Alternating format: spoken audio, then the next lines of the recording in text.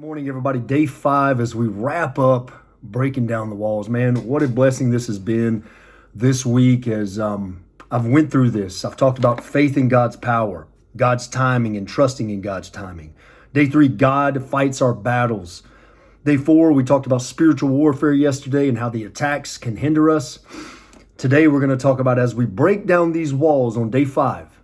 And I pray that there's been walls already started to being broken in your life, being chiseled away, facing fear and giving God glory. Let's go to 2 Timothy 1:7. It says this, "For the Spirit God gave us does not make us timid, but gives us power, love, and self-discipline."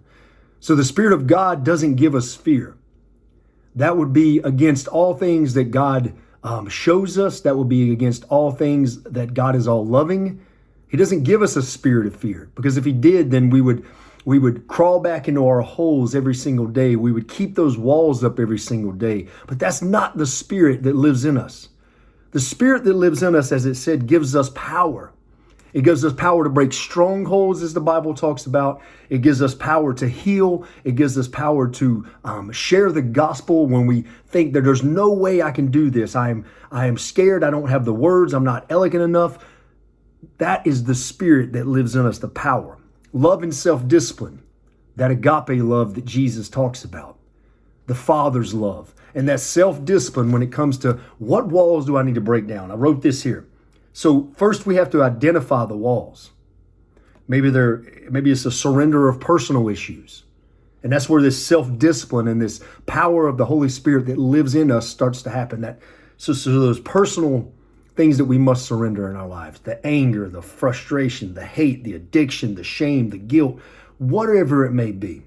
Spiritual walls that we build up. The spiritual walls because we've been church hurt.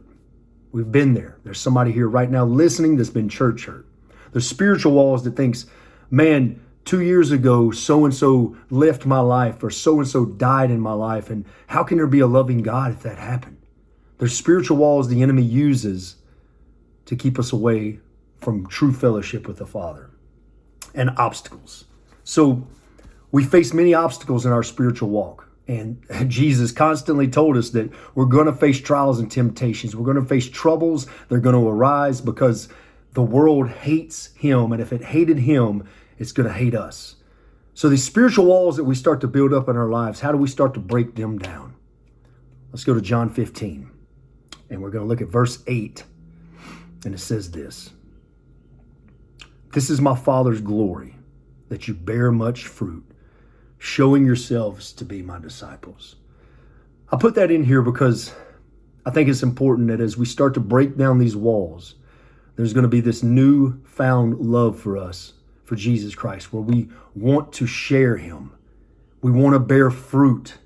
We want to go around telling people, man, this is what the Lord's done in my life. There was one time when my heart was so hard that not even a speck of light could pierce through any hole.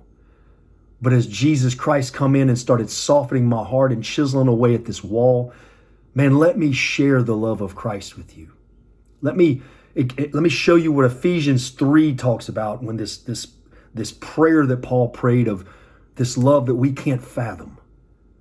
Man, today, guys, I pray that as you're breaking down walls, let Jesus in. Let him love you. Let him fellowship with you. And know that you can't do this alone. Guys, I'll see you next week. I love you. Have a blessed week.